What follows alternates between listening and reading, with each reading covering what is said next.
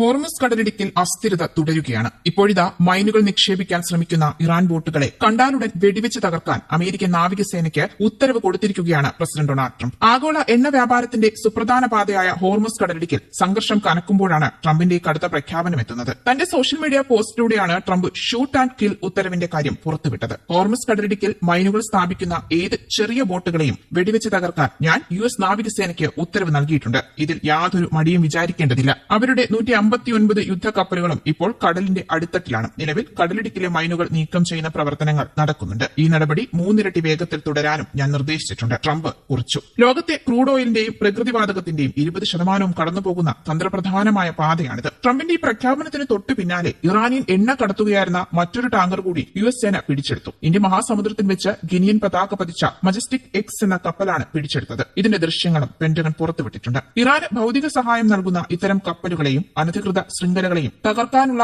ആഗോള നടപടികൾ തുടരുമെന്ന് അമേരിക്കൻ യുദ്ധകാര്യ വകുപ്പ് പ്രസ്താവനയിൽ അറിയിച്ചിരുന്നു. കപ്പൽ ട്രാക്കിംഗ് വിവരങ്ങൾ പ്രകാരം ശ്രീലങ്കയ്ക്കും ഇന്തോനേഷ്യയ്ക്കും ഇടയിലുള്ള ഭാഗത്ത് വെച്ചാണ് മജസ്റ്റിക് എക്സ് പിടിയിലായത്. മുൻപ് US സേന പിടിച്ചെടുത്ത ടിഫാനി എന്ന കപ്പലും ഇതേ മേഖലയിൽ നിന്നാണ് കണ്ടെത്തിയത്. ചൈനയിലെ ഷൌഷാനിലേക്ക് പോവുകയായിരുന്നു ഈ കപ്പൽ. 2024 ഇറാനിയൻ എണ്ണ കടത്തിയതിന് അമേരിക്കൻ ട്രഷറി വകുപ്പ് ഉപരോധം ഏർപ്പെടുത്തിയ കപ്പലാണിതെങ്കിലും പേര് മാറ്റി സർവീസ് നടത്തുകയായിരുന്നു. കപ്പൽ പിടിച്ചെടുത്ത നടപടിയോട് ഇറാൻ ഇതുവരെ പ്രതികരിച്ചിട്ടില്ല. കഴിഞ്ഞ ദിവസം ഇറാനിയൻ റവല്യൂഷണറി ഗാർഡുകൾ 3 ചരക്കു കപ്പലുകളെ ആക്രമിക്കുകയും അതിൽ 2 എണ്ണം പിടിച്ചെടുക്കുകയും ചെയ്തിരുന്നു. ഫെബ്രുവരി 28 ഇസ്രയേലും അമേരിക്കയും ഇറാനുമായുള്ള യുദ്ധം ആരംഭിച്ച ശേഷം പേർഷ്യൻ ഗൾഫ്, ഹോർമുസ് കടലിടുക്ക്, ഒമാൻ ഉൾക്കടൽ എന്നിവിടങ്ങളിലായി 30-ലധികം കപ്പലുകൾക്ക് നേരെ ആക്രമണമുണ്ടായതായാണ് റിപ്പോർട്ട്.